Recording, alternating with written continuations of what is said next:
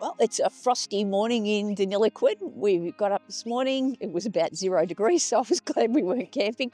And we're going to make our way up the Long Paddock Route, which was an old Cobb & Co coach route. So along the way, there's a whole lot of sculptures like the ones that we've got here behind us today. And we're going to stop and have a quick look at those as we go, finishing up at White Cliffs, where we're going to make camp for the night. This time we are camping, so hopefully it's a bit warmer than 3 degrees, but it doesn't look like it's going to be. When I was young, I had it all planned out, that something big was down the road.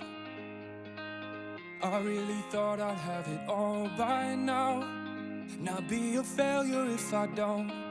That's when you say, hey, my love, we're nowhere near the end. There'll come a day, I swear you ain't seen nothing yet. So I went down to the water and found my faith, because I don't wanna be stuck in the good old days. That's when you say, hey, I swear you ain't seen nothing yet. This life is heavy with an overload, like every door I see is shut. But when we're sinking to our deepest lows, we've got nowhere to go but up. That's when you say,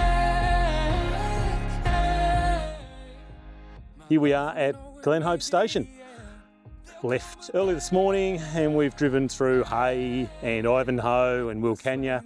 No one else here, but we certainly have a lovely campsite to ourselves, pile of wood over there, a setting sun, and just enough time to get this camper set up and to get ourselves going for dinner.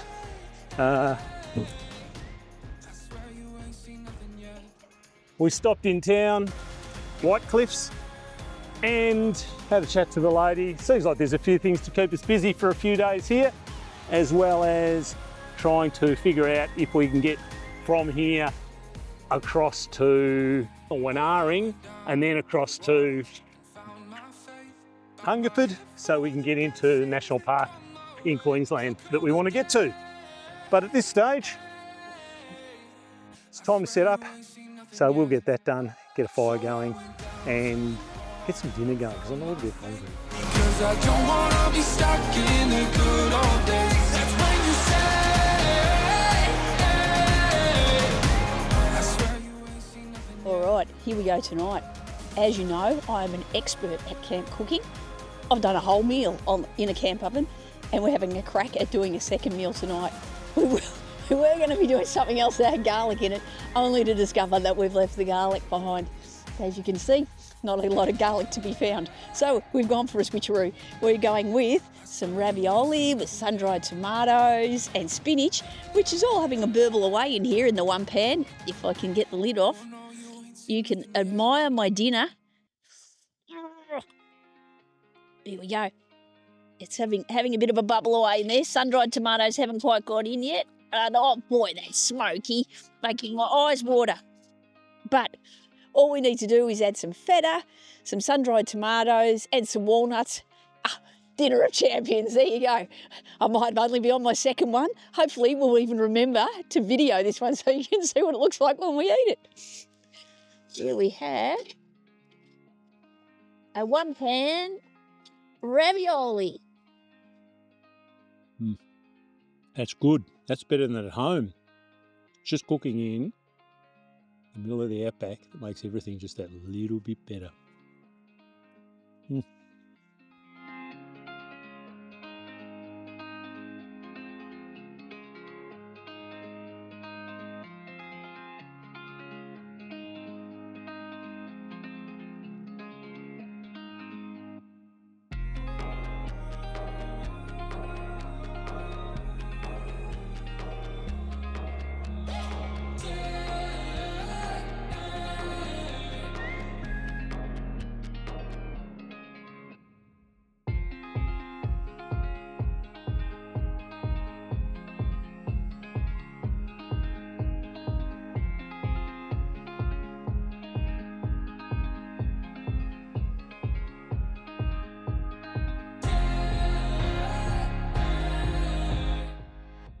It's good morning from Glenhope Station. The sun is shining and it's above 3 degrees. This station is about 13 kilometres outside of White Cliffs in New South Wales. And it's a pretty good camping spot. If you like to get somewhere a little bit away from people, and we are certainly away from people, there's no one else here. Look, there's campsites, there's a bit of power if you want power. There's flushing toilets, which that's always good. Showers, we did get some warm water out of them last night. There's water here, it's mainly dam water, so it's a little bit off colour, but it's not drinking water, but you should have your own drinking water travelling Outback anyway. So it's a pretty good place. Nice pile of firewood for us to make, well, last night we made a lovely campfire ravioli, which was really, really good. Tonight, we're going for the smoky ribs. And it's a pretty nice day. So we're about to tidy up camp a little bit, and then we're going to head into White Cliffs, check out the opal shop and maybe the mine and the general store and maybe even the pub, have a bit of a look around, the sign too. Kangaroo National Park, I'd like to find out a bit more about that one. So let's get to work. All right, a fun day in the sunshine.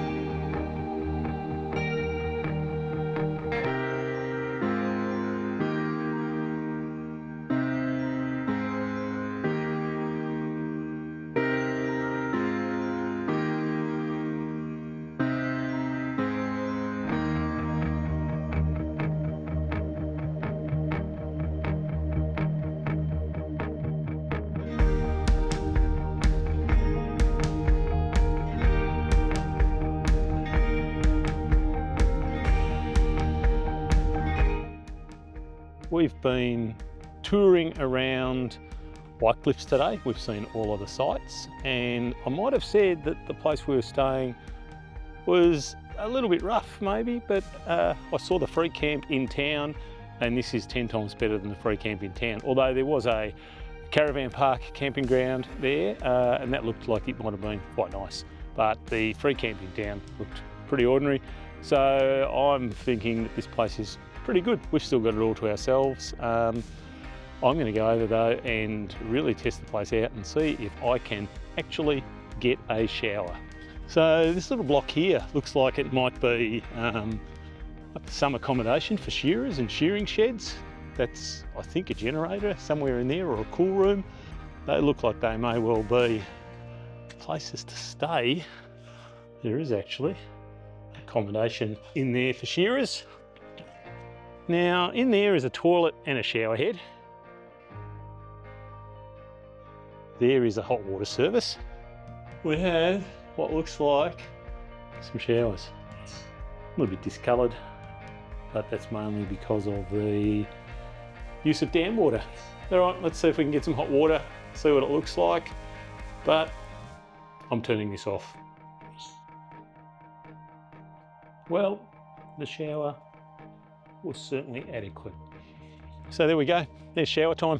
There's a little bit of a look around some of the facilities at Glenhope Station. As I said, I think it's a pretty good place to stay, but then again, anytime I get somewhere where I'm not in a crowd, I'm pretty happy.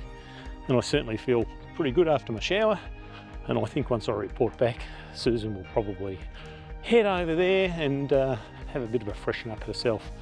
This evening, we are going to make some barbecued smoky pork ribs. It's a pretty weird looking recipe, but Susan hasn't had a loser yet. So right now, might be sit back, air a bottle of red wine, set a fire and put the feet up for half an hour. All right, we're doing ribs tonight, and the theory is that we cut the ribs up and bang them into the pot here with some Coca-Cola, and then we're going to boil them for about half an hour, and then in the Coke, then we're draining it off, and then we're basting it with a barbecue marinade, and for a further hour, and apparently it turns out pretty well. Anyway, probably haven't brought our best carving knife with us, which is a bit of a handicap. Hopefully I'm not going to lose a finger here because, well, at least Peter will be filming. Nothing like a bit of drama to add to the mix. Ribs in the pan. In goes the Coke. I've never done anything like this. This could be downright revolting or really quite tasty. Either way, I guess we've probably got enough sugar to sink a battleship here. Oh, how weird does that look? Coca-Cola and ribs. Drink Coke. Don't. Oh my God. What is going to happen with that? We're tipping that off at the end, aren't we? Yeah, we're going to pour it off. It's just like to boiling it. All right, well, we'll see how we go. Where did you get this recipe from?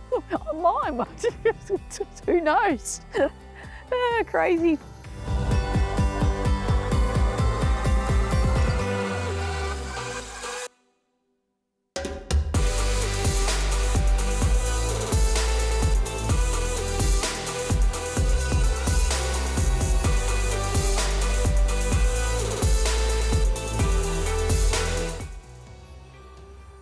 Okay, let's have a bit of a peek, see how we're going. We should be getting a bit of caramelisation going here now. So let's see whether the ribs are going to be a winner. Just as long as we don't drop them. We don't put all of That would be a that in there. All right. Look at that. All right, that's what we wanted. Look at that. That's not too bad. Probably enough to feed. Around, you'll knock all the meat off me. All right. All right, what do you think? Just about good to go, I think. Ooh, That was close. All right. Oh, So 1, 2, and 3, and they look not too bad. the big test. The big test. Ribs. What are the ribs like? Sticky, I'm thinking. Sticky Coca-Cola ribs.